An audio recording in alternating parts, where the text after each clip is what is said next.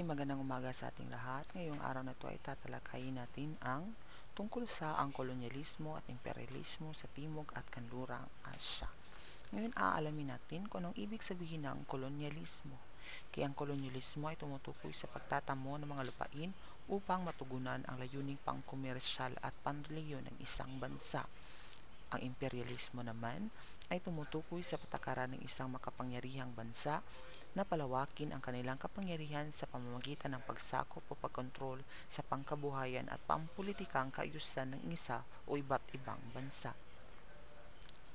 Ang mga Portuguese ang unang dumating sa India noong 1548. Humanap ng bagong ruta ang mga Kristiyanong mangangalakal, bunsod ng suliraning dulot ng mahigpit na pagbabantay ng Imperyong Muslim Ottoman.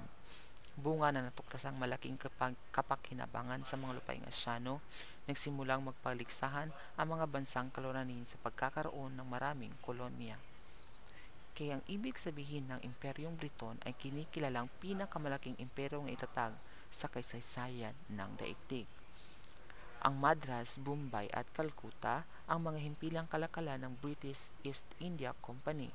Ang Maharaja naman ay dating mga gobernador ng mga lokal na pamalaan ng Imperyong Mughal. Sepoy. Ang Sepoy ay mga Bengali people. Ito ay mga sundalong India na sinanay ng mga kaluranin sa pakikipaglaban. Hunyo 23, 1757, naganap ang hindi pagkakasunduan ng mga Pranses at Briton sa Plassey. Baron Robert Clive, ang kinikilalang pinakamagaling na mananakop ng daigdig. Provinces. Ang ibig sabihin ng provinces ay tumutukoy sa teritoryong ganap na sakop ng mga Briton. Princely States. Ang princely states ay tumutukoy sa mga estadong pinamamalaan ng mga maharaha na saklaw rin naman ang kapangyarihan ng mga imperyong Briton. Pag-aalsang Sepoy. Noong 1857, lumanganap ang isang balita sa kampo ng mga Sepoy na ang kartutso ng kanilang gamit na rifle ay sinilyuhan ng taba ng baka at ng baboy. Kinailangang kagatin ng mga Sepoy ang selyo upang ito ay magamit. Ikinagalit ito ng mga Sepoy na Hindu dahil sagrado sa kanila ang baka at Sepoy na Muslim dahil sagrado sa kanila ang baboy. Si Manghal Pandey ang isang Sepoy na umatake sa isang sundalong Briton. Bahadur Shah II, isang emperador ng Mughal na namuno sa isang rebelyon sa Delhi Fort. Hind Swaraj. Ang ibig sabihin ng Hind Swaraj ay nangangahulugang kasarinlan. Act for Better Government. Ito yung nagwakas sa kapangyarihan ng British East India Company sa India at ang pamamahala ay inilipat sa British Raj. Viceroy. Ito ang namamahala sa bansa at nagpapatupad ng mga alituntunin mula sa Britain. Divide and Rule. Ito yung pantay na pagtrato sa mga Hindu at Muslim na nagbigay sa paubaya at pinatili ang kasunduang pagkakaibigan na namamagitan sa kanila. Epekto ng pamalaang Briton kay Rebolusyong Industrial. Ang Rebolusyong Industrial ay tumutukoy sa transformasyon mula sa agrikultural patungong industrial ng isang bansa. Ito ay nagsimula sa Britain. Ang India na dati-rating nagluluwas ng hinabing tela sa maraming rehiyon sa Asya at Afrika ay naging talaguluwas na lamang ng hilaw na materyales at siya ring taga-angkat ng mga produktong gawa sa mga materyales na ito.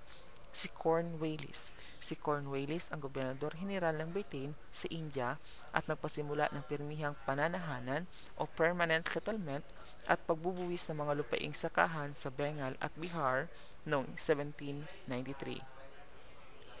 Zamindar. Ang zamindar, ito yung tawag sa na magmamay-ari ng lupain. Kinakailangan nilang magdeposito ng itinatang buwis ng pamalaan kapalit ng pagtatalaga sa kanila bilang nagmamay-ari ng mga lupain kanilang nasasakupan. Moneylender.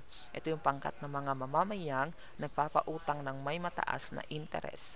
Noong ika-19 na siglo, matatagpuan sa India ang pinakamahabang daang bakal sa India. Kautusang legal na pinasimula ng mga Ingles. Una, pagpapasimula ng sistemang edukasyong nakabatay sa sistemang edukasyon ng Britain kung saan Ingles ang wikang panturo. Pangalawa, pagbabawal ng pang-aalipin at gawi ng mga Indian na pagpatay sa mga babaeng sanggol or female infanticide. Pangatlo, pagpapaalis ng tradisyong sutwe at tuge na nagmula sa Mughal. Ang tuge ay pinaniwalaan ng ilang eksperto na isang relihiyong kulto kung saan kinakailangang mag-alay ng buhay bilang sakripisyo sa diyosang si Kali. Ang sutwe naman ay tumutukoy sa gawaing pagsama ng isang byuda sa kanyang patay na asawa habang ito ay sinusunog. Pang-apat, ipinasa rin ang batas ng 1872 na nagpapahintulot sa pag-aasawahan ng mga mamamayan na kabilang sa magkakaibang kaste ng pamayanan. Ipinasa rin ang Sarda Act na napahimpil sa pag-aasawa ng mga kabataang may edad 14 pababa.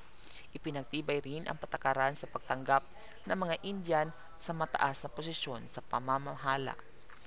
Ang imperialismo sa kanlurang Asya. Imperyong Ottoman o Imperyong Usman, bantog na imperyo ng mga Turk na itinatag ng dinastiyang Usman. Okay, ano itong Usman? Ang Usman ay ang mga sultan or caliph. Ano naman itong sultan or caliph? Ito yung pinuno ng mga Islamic Ummah o Ummat al-Islamiyya o ibig sabihin Islamic nation or supranational community with common history. Constantinople. Kaya ang Constantinople ay Istanbul sa kasalukuyan, ang kilalang kabisera ng Imperyong Ottoman.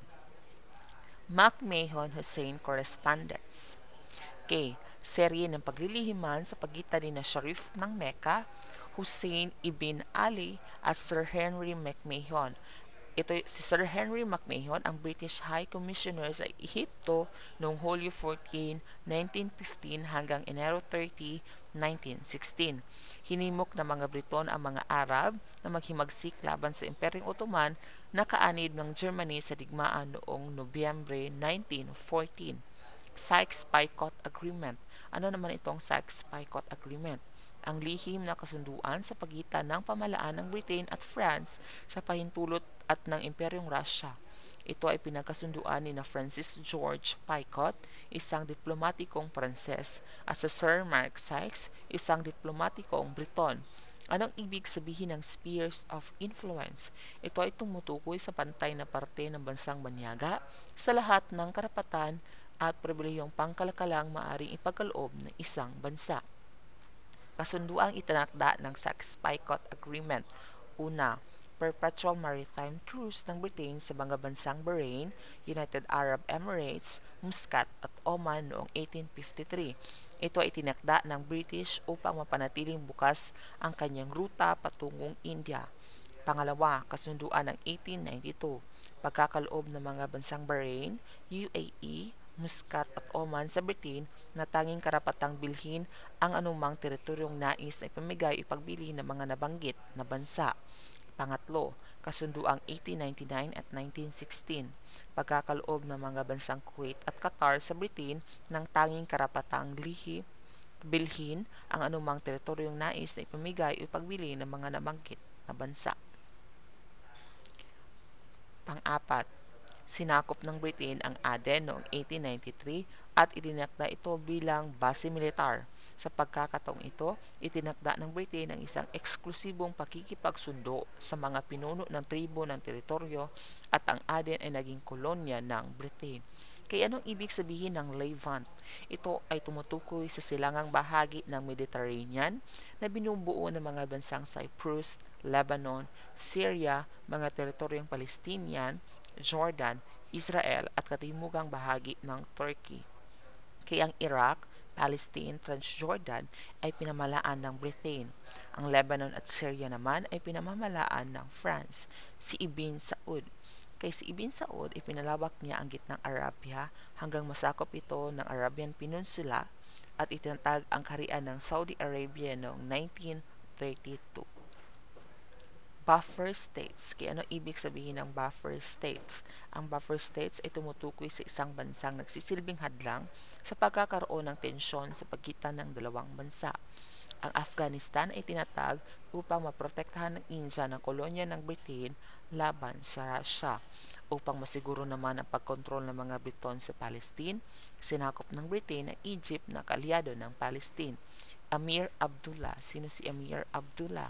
Siya yung isang membro ng isang pamilyang naging kaanib ng Britain noong unang digmaang pandaigdig na nakipaglaban sa mga Ottoman.